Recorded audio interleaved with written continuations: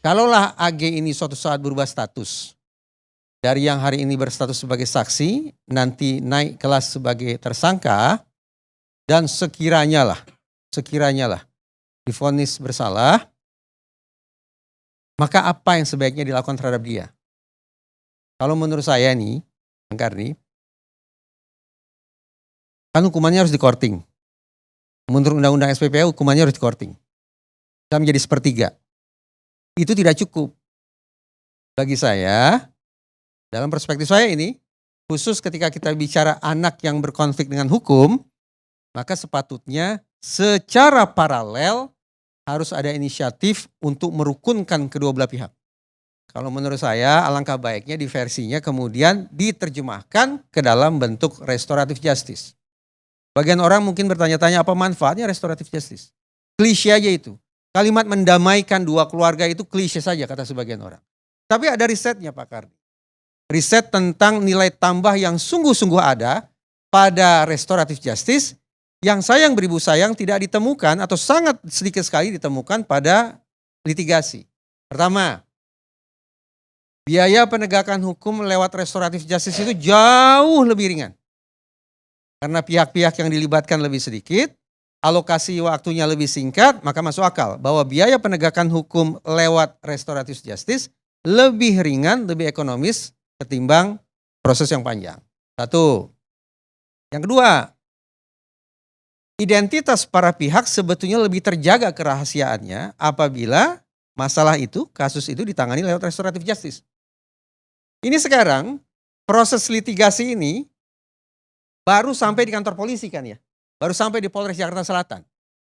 Tapi harus kita akui identitas, aib, sisi-sisi keburukan masing-masing pihak sudah diumbar kemana-mana. Terutama di medsos. Warganet itu menjadi detektif swastanya, warganet itu menjadi polisinya, warganet menjadi jaksanya, menjadi hakimnya sekaligus menjadi algojonya gitu. Eksekutornya. Kenapa? Karena sepertinya kita berapi-api betul. Oh ini litigasi.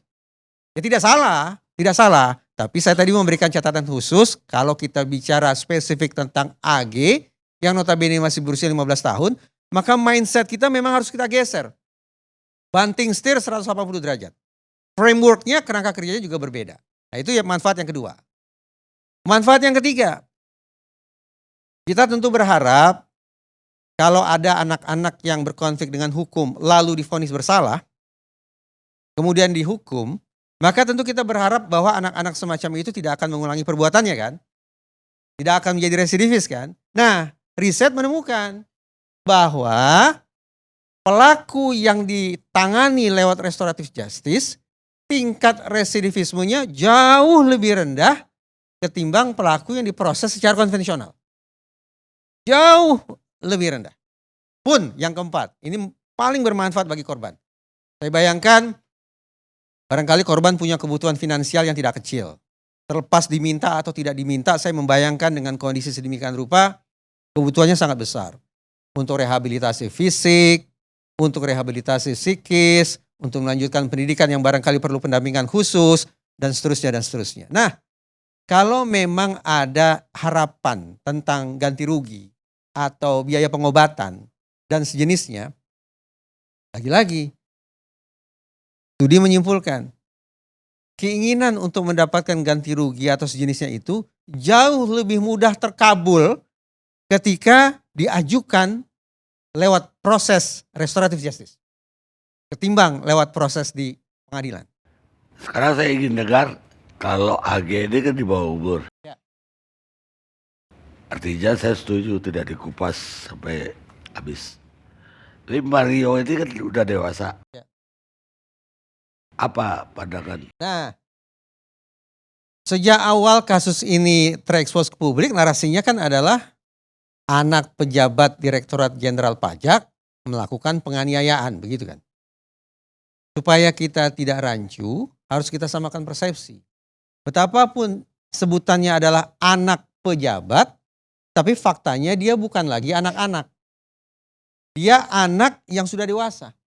Dia anak yang bukan lagi anak-anak. Alhasil, Kalau tadi saya katakan kalau bicara tentang anak-anak, bicara tentang AG, perasaan marah, kebencian dan segala macam harus kita singkirkan sejauh-jauhnya. Tetapi kalau kita bicara tentang pelaku dewasa, menurut saya sangat manusiawi kalau kemudian perasaan amarah itu kita perlihatkan. Sebagai apa? Sebagai wujud supaya yang bersangkutan menerima pesan yang sangat tegas bahwa perbuatan dia itu tidak bisa diterima, tidak bisa ditoleransi, dan tidak bisa dibenarkan. Kenapa kemudian saya memberikan sedikit penguatan pada amarah itu boleh kita pertontonkan. Tentu saja bukan amarah yang sifatnya kekerasan secara fisik, tapi paling tidak bagaimana kita memberikan sorotan yang tegas, pemilihan kata-kata yang sangat-sangat lugas, itu merupakan manifestasi amarah juga menurut saya. Kenapa kita perlu pertontonkan itu? Karena saya khawatir tersangka M ini adalah manusia yang nirempati. Tidak punya empati. Adegan penganiayaan direkam saja itu sudah penanda yang sangat jelas adanya nirempati pada yang bersangkutan. Tambah lagi kalau kita ikuti sekian banyak tayangan di mana dia mengendarai kendaraan mewah di jalan protokol dan sepertinya tidak pernah kena tilang pula gitu. Saya tidak tahu kenapa kok katanya di Jakarta paling tidak sudah banyak etle, sudah banyak kamera pengawas gitu. Tapi saya tidak tahu apakah tersangka M ini pernah diproses tidak, pernah ditilang atau tidak. Atau jangan-jangan tidak. Tapi terlepas dari itu, video-video di mana tersangka M ini naik kendaraan mewah, ngebut luar biasa dan seterusnya, memberikan penguatan bagi saya untuk menganggap ini contoh orang yang jangan-jangan memang nirempati. Tidak punya empati. Karena tidak punya empati, maka menurut saya, andaikan suatu saat dia divonis bersalah, maka juga tidak cukup dengan hukuman badan saja. Sebutlah penjara saja tidak cukup. Tapi juga harus ditambah. Apa itu? Bentuk-bentuk perlakuan khusus yang harapannya adalah bisa menumbuhkan empati pada diri dia. Ya kita sebut sebagai kerja sosial lah. Dipaksa, oh ya harus dipaksa. Kalau menuntut keikhlasan entah kapan terbitnya. Itu sebabnya tadi saya katakan tidak ada salahnya kepada dunia ini kita tunjukkan betapa kita marah terhadap perbuatan tersangka M itu. Agar dia tahu bahwa perbuatan dia salah. Dan agar otoritas penegakan hukum bisa membayangkan kira-kira bagaimana harus memperlakukan M ini nantinya.